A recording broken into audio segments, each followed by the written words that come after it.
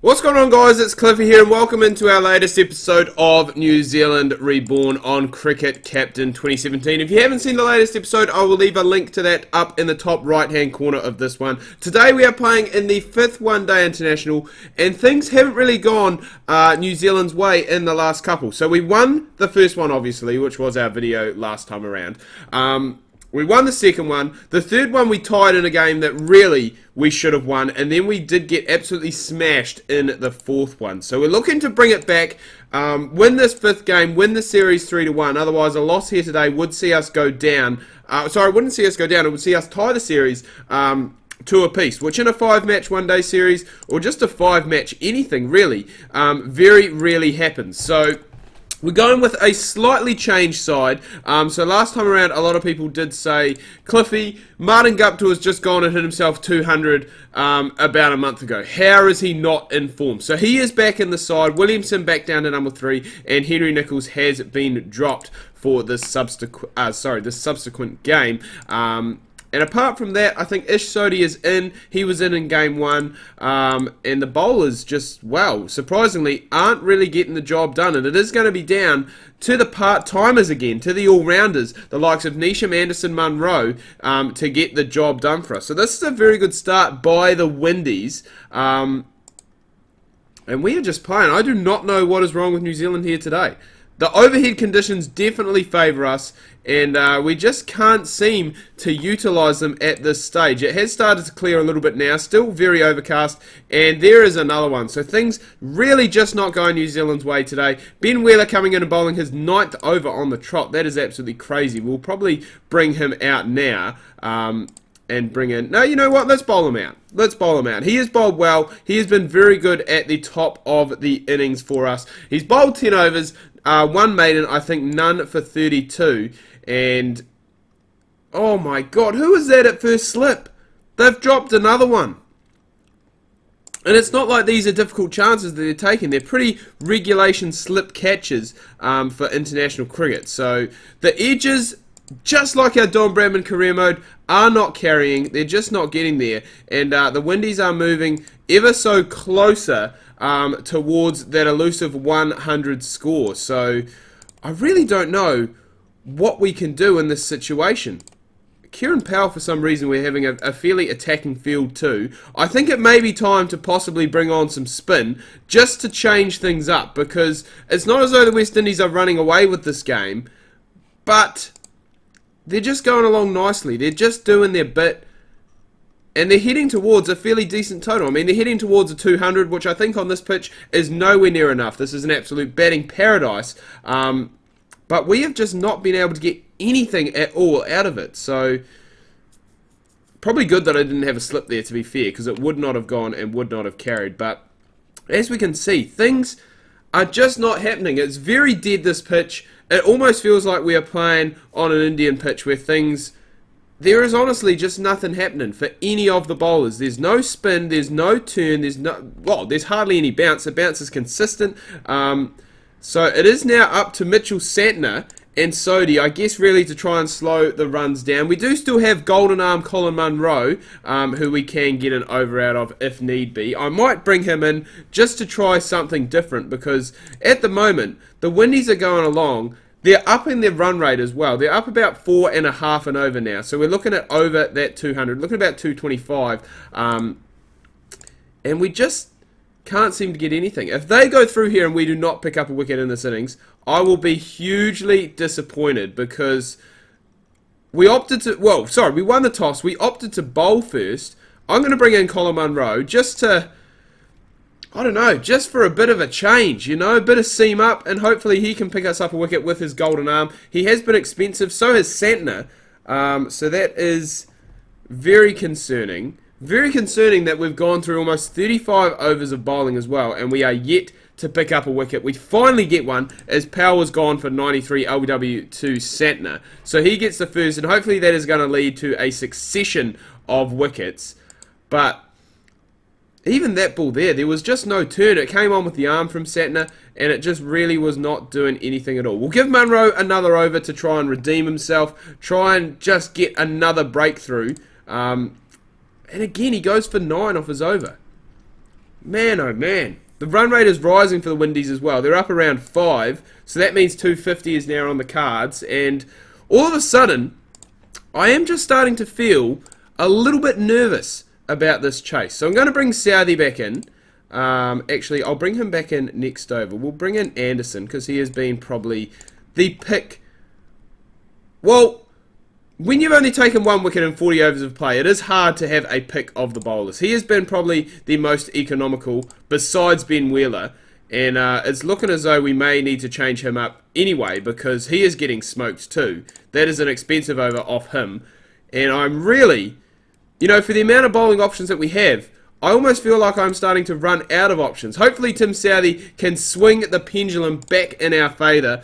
Possibly he was a guy who we needed to bring back a little earlier on, just to try and stem the flow of runs and grab ourselves some wickets as well. So I'll try niche him, because Anderson did just get taken too. I think it's just Braithwaite is starting to unleash now. He was going fairly slowly. He has passed his 100. There's another one from Southey. So he is on song. He's picked up his second.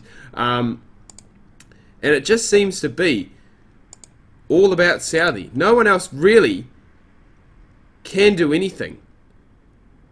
Neesham's getting taken to. Anderson's getting taken to. The 250's just about to come up. But before that, we are going to get rid of Braithwaite, which is awesome, because things, as I said, have not been going our way. Not that it makes it any better bringing in Corin Pollard, but he has gone for a golden.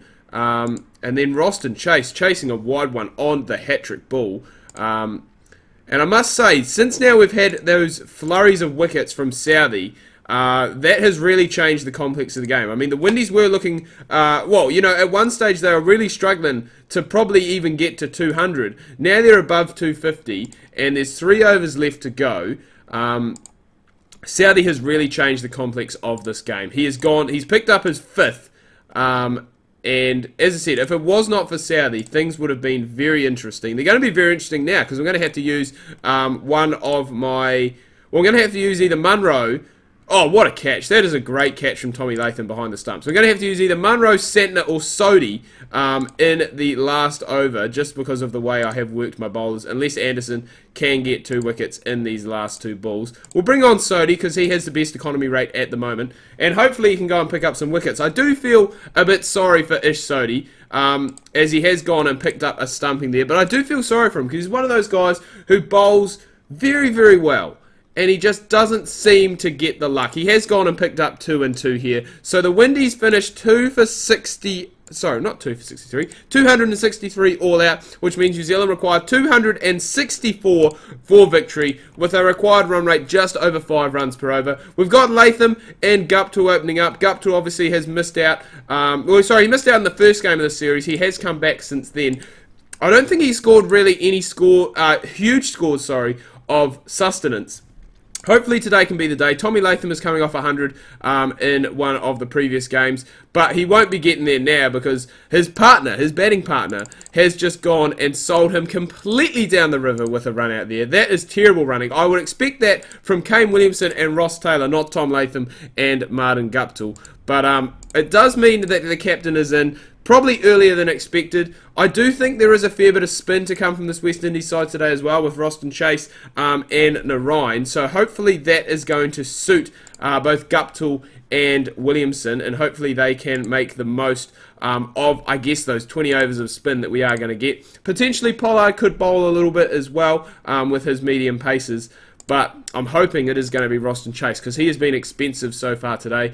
Pretty happy to see the back of Jerome Taylor as well. I believe he has bowled 8 overs on the trot, because he is probably going to be their pick of the bowlers today. He is looking as though he is going to do a Ben Wheeler and possibly bowl out. So I think that is going to be Guppy's 50, coming off just 62 balls, I believe. From memory, I was just trying to do the maths quickly in my head, but coming off that, and he is just looking, well, I guess he's looking to prove me wrong as well, you know. I did say that he was out of form, he wasn't scoring runs, he did have a 200, obviously, in that Champions Trophy, I believe round 3 game against Bangladesh from memory, but he has definitely proven me wrong here today, and Williamson is hanging around for good company too, and this is, I don't want to jinx it, but this is exactly what I want us to do. I want two of the top three to hang in, play a partnership, even two of the top four, Ross Taylor included. And then that does leave...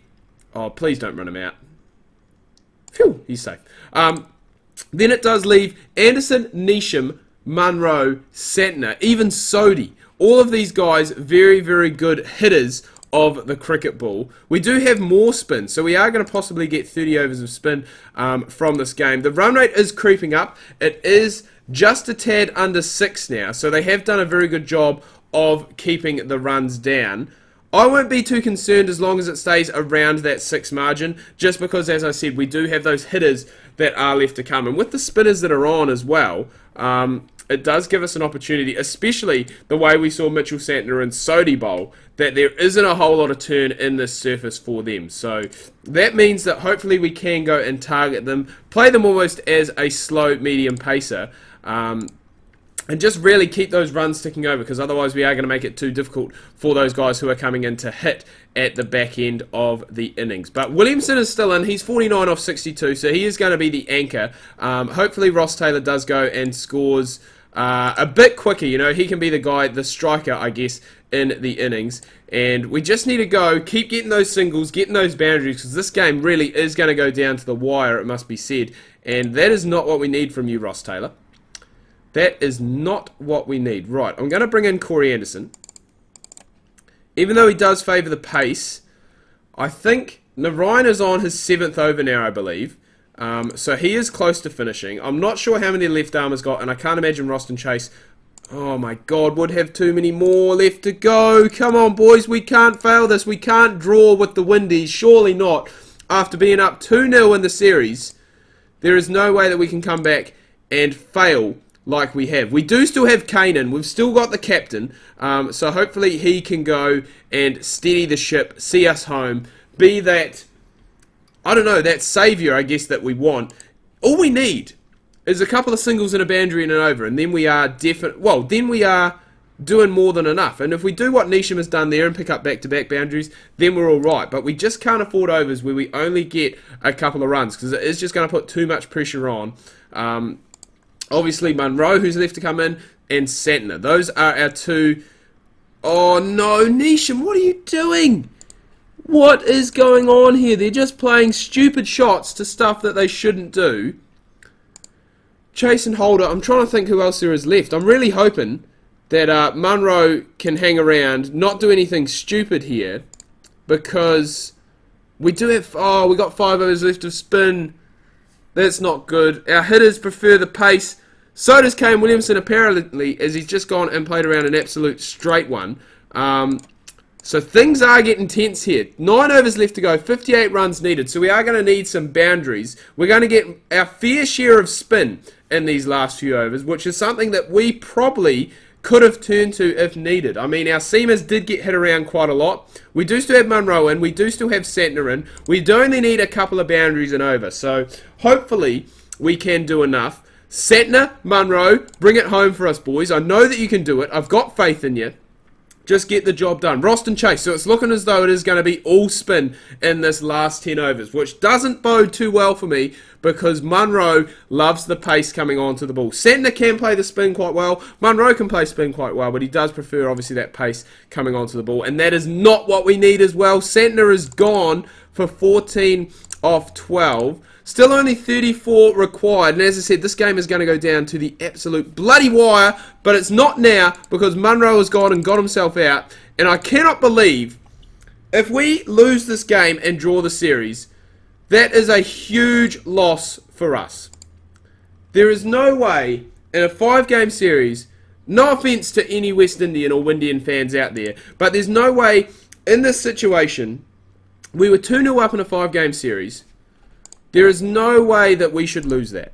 We should be all over that like a rash and just be absolutely smashing it. The one good thing I guess we do have in our favour is that we do have Tim Southey left to come, and we do know that he can give the cricket ball a good whack. However, we can't afford to lose any wickets here now, because that will see the end of this New Zealand chase. So we do only need 17 off the last 3 overs, so it's not as though that we are chasing a huge amount. You know, we can definitely do it. We just need some boundaries. Hopefully Southey can be that man. Batting at number 11 today which is very unusual. He's normally a guy who bats around number 8 and will give it a good whack for you. Just like he has gone and done there, he's hit himself a 6. 5 required off the last over. This is absolutely tense. It's gone and hit the pad. Oh my god, this is so stressful from a... No, that is not out, umpire. No way, that was going down leg an absolute mile. The Windies win by 4 runs. Oh my god, and as you can see, the series is drawn. It's tied. There is no way it should be tied. Not after the start that we had. We were absolutely smashing it. We shouldn't have tied that 3rd game. We shouldn't have lost that last game. I cannot believe it. We've got some 2020s coming up that we'll look to try and redeem ourselves in, but man oh man, I am disappointed with that series from our New Zealand Black Caps. We need to perform better than that if we are going to climb up to number 1 in the world rankings. Anyway guys, I'm going to wrap things up here. Do hope you've enjoyed this video. If you have, please remember to give it a big thumbs up. If you are new, smash that subscribe button. Social media links can be found down below in the description. If you do want to have a chat, go and hit me up down there. Until next time guys, ka kite anō, see you soon.